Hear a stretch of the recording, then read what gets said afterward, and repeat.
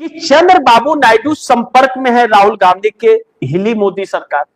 रातों रात जो बैठक बुलाई जा रही है, यूं ही नहीं बुलाई जा रही है। या तो नोटबंदी के लिए मोदी जी आते हैं, या तो मन की बात करने आते हैं रात को 8 बजे, या तो विपक्ष को गाली देने आते हैं।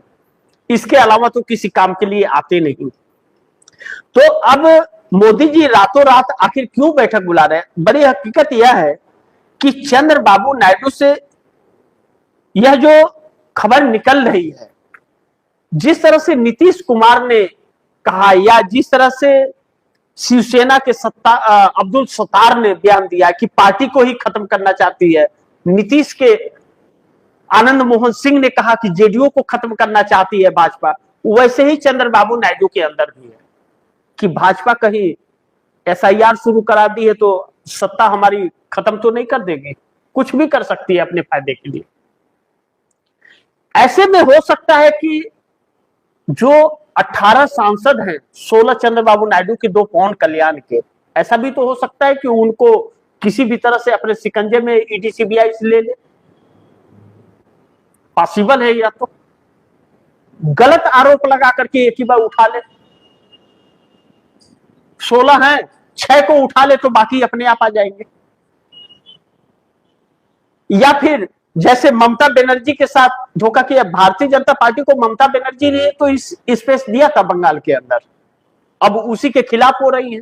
अब जब सत्ता चली गई तो डर आ रहा है अब।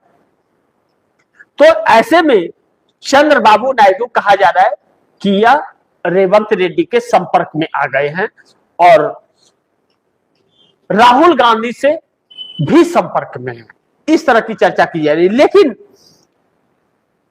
अभी मुझे नहीं लगता कि राहुल गांधी के संपर्क में होंगे, क्योंकि रेवंत रेड्डी के साथ कई तस्वीरें इनकी आई हैं। चंद्रबाबू नायडू की कई तस्वीरें रेवंत रेड्डी के साथ आई है, और नारा लोकेश, इनके बेटे की भी तस्वीरें रेवंत रेड्डी के साथ मुलाकात की आई है, और लगातार चंद्रबाबू नायडू रेवंत रेड्डी के संपर्क में हैं। लेकिन जगन मोहन रेड्डी ने एक प्रेस कॉन्फ्रेंस करके यह आरोप लगाया कि चंद्रबाबू नायडू राहुल गांधी के संपर्क में है, उनसे हॉटलाइन पर बात होती है, बातचीत लगातार होती है चंद्रबाबू नायडू की। यह रेवंत रेड्डी से भी मुलाकात और चंद्रबाबू नायडू से, यह कौन लगा रहा है? वाईएसआर जगन मोहन रेड्डी ने लगाया, जो नरेंद्र मोदी के बड़ी खास माने जाते हैं। 19 से 24 तक वह मोदी सरकार को समर्थन दे रहे थे।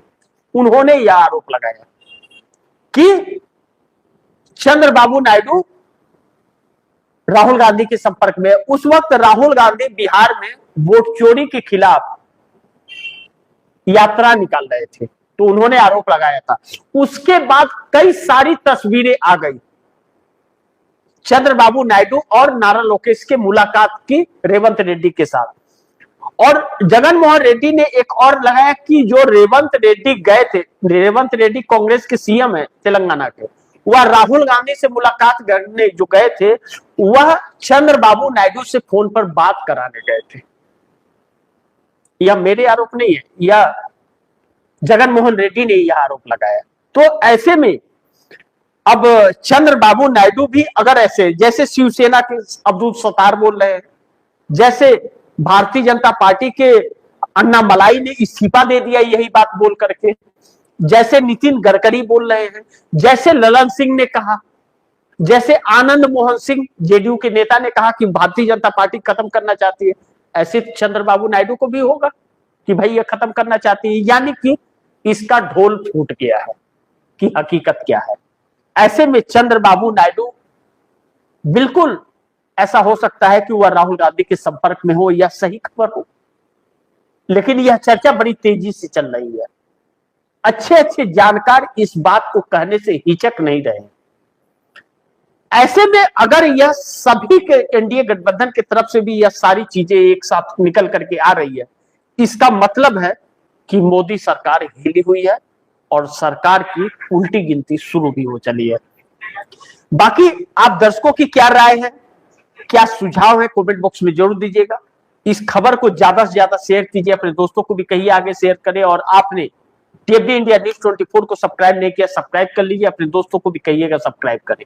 मिलते हैं अगली खबर के साथ, तब तक के लिए नमस्कार।